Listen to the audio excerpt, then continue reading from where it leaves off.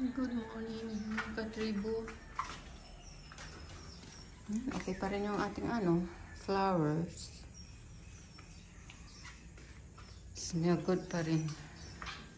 Ito, nagbukas tayo ng milk. Kasi si ayaw kumain. So, pinapainom ko ngayong umaga. Talagang, hindi ko alam bakit hindi bumubuka yung bibig niya. Hi! Good morning, Coriput! Good morning! Good morning! Ah, behave na. Nagsisit na. You want your breakfast? You want your breakfast? Just wait, okay? Ayun, si Kata. Last night nga, lumabas siya dito. Ayaw niyang matulog sa natutulog siya dyan sa ito kaya tinali ko maiksi kasi pumupunta siya dyan. Gusto niya dyang mahiga. Ayaw niyang mahiga sa Tapos, ayan yung milk niya. Napakakunti lang na napakakunti kasi ayaw bumuka ng bibig talaga. Tapos, tapos ayaw ko. Pinaliguan ko pala siya. Pinaligan ko siya yung binili kong sabon kahapon, yung anti-mange. So, pinaliguan ko siya. Kumuha ako ng warm water doon sa shower. So, yun, 2 timba. Kaya maaga, 6:30. Pinaliguan ko siya. Kasi talagang very, yung amoy. Hindi ko maano yung amoy niya. So, ayan, nanghihina. Ayaw kumain. Ayan nga, oo. Ayaw niyang uminom. Hindi niya nabubuka ang bunganga niya. Drink your milk. Drink your milk. Oh, drink your milk na. Oh, dali na. Open your mouth. Oh, open your mouth na. Dali. Dali na. Oh, oh. Oh, come on. Come on. Come on. Dali na. Dali na. Oh. Dali na. Oh. Dali na. Oh. Drink na, drink. Drink na. Oh. Ayaw niya talaga. Hindi niya binubuka ang niya, nguso niya. Drink na, drink na. Oh, drink na. Dali na. Ayaw talaga. Kawawa to. Mamamatay siguro pang aso na to.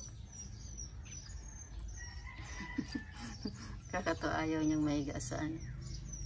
Are you cold? You cold? Okay, later. Ay, ito pa yung si Coriput. O, nagbe-breakfast, kumakain. Si Kagata. Ayun. Ayaw kumain. Tapos yung niya, mouth niya. Naglalabas ng mga sticky, yung parang mga sipon-sipon. Tapos ang baho. Very stinky. Very stinky. So, kawawa. Ayan, baka she won't make it.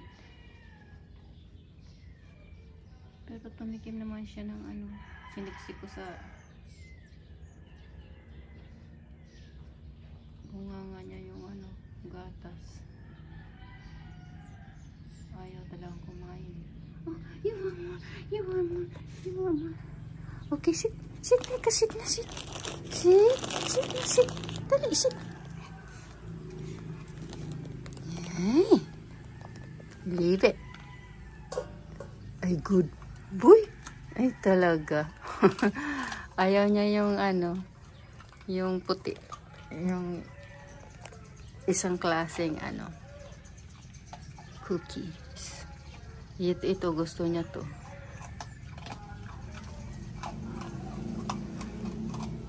Yung isang klase ayaw niya. Pero pag gutom-gutom na, no choice na.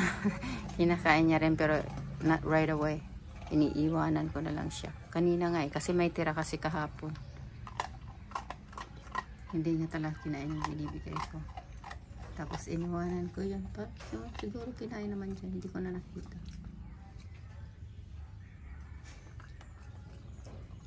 Sana hindi mahawa ang aking buboy ng sakit ni Kagata. Kasi pagalitan ako niya ng asawa ko. Ba't kinuha ko si Kagata? Good boy. Hindi pala yung nagagalit yung asawa ko.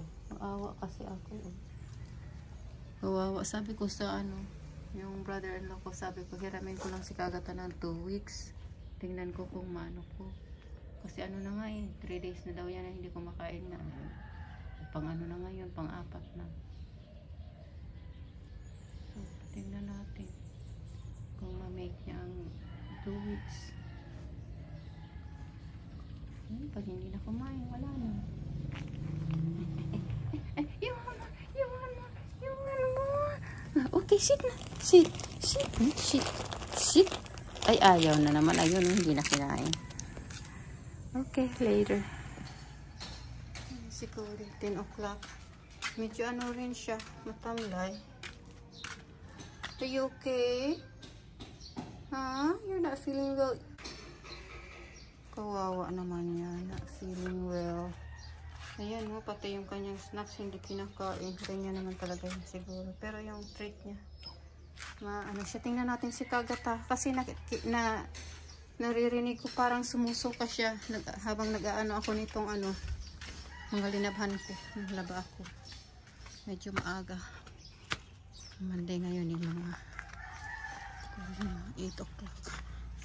8:30. Nakapanglaba. Isang load lang naman. Every 7 days ang laba tayo para ayan narinig ko sumusuka kasi sumusuka, ayan sumusuka nga siya, ayan ano namin siya ng yung yan, yung sugar, ayan sumuka na siya, good, sana siya, suka pa pala niya, sana gumaling ito, kawawa si Kagata ay. Kaso ayaw kumain ng solid. So mamaya, bigyan natin ng milk. Come on. Let me see your face. Come on, let's clean it up. Uy, oo. Kawawa yan. Susuka siya. Buti na lang pinaliguan ko. Mabango-bango ang yung anti-mange na mange.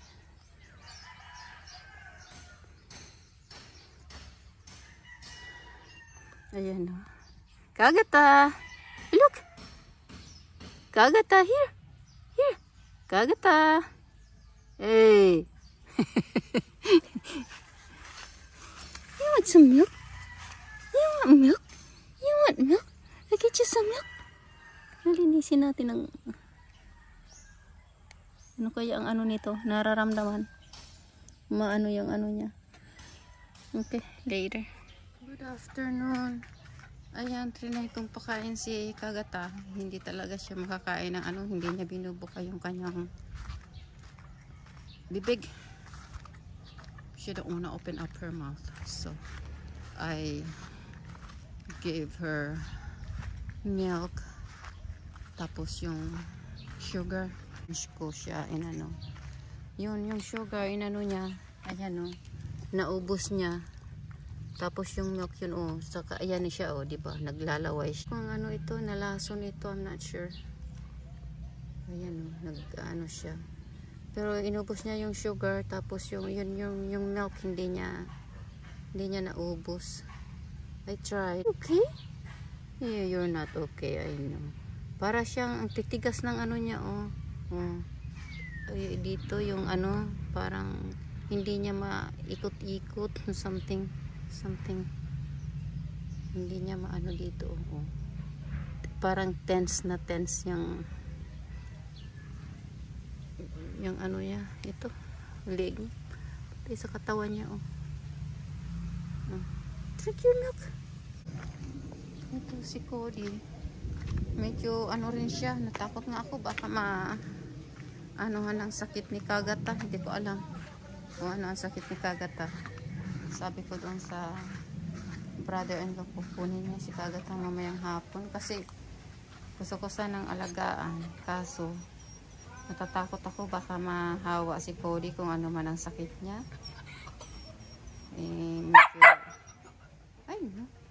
Medyo din na ito, humina sa pagkain, so naaawa pa Kagata, pero wala akong Yes, what? What do you want? You're not hungry anymore. You're done eating. Okay, later. Good afternoon, mga katribo. Ayan, kababalik lang natin. Pumunta kasi ako doon kanina. Binalik ko na si Kagata kasi natakot yung husband ko. Baka daw may sakit at mahawaan pa si Cody. Pero, pag ano ko doon, umiinom na siya ng tubig. Kahit kunti-kunti lang. Ilang ano niya lang ng tubig. So, sana maka-survive siya. Dinala ko doon yung milk, tapos yung syringe para ito si Cody. Napagod ako kung wala pa kagabi, hindi ako nakapag-relax buong ngayon hanggang 3:30 ko yun binalik doon. Hindi ako napakali. Pabalik-balik ako kay Kagata. Kasi sumisiksik na siya doon sa mga dyan, mga dahon na mga natuyo na dyan. Diyan siya sa ilalim niyan. Tapos maraming langgam. Okay lang sa kanya. Hindi niya nararamdaman yung mga langgam na ang dami na sa katawan niya tsaka sa paa. So naawa ako. Hindi ko na naman doon siya mailapit kay Cody dahil nga baka nga siya may sakit. Baka mahawaan si Cody. May trouble tayo sa atin. Diyan siya sa ilalim niyan Diyan Diyan siya sa ilalim. Ayan pa nga yung milk niya Kawawa yung aso na yun. 2 weeks sana. 1 night lang dito. Kasi hindi ko tsaka na-stress ako. Awa kasi ako sa aso. What? Ayan, late tayo na. 5 pasado na 5 o'clock. Doon ako sa kapatid ko tambay na sandali. Mga 1 hour din mahigit. Yeah. Tignan mo yan si Cody inano na. Linagyan ko sana yan ng tubig para kako merong dyan. Wala. Pag may aso pala, wala. Cody, you bad boy. You bad boy. What did you do? Look what you did.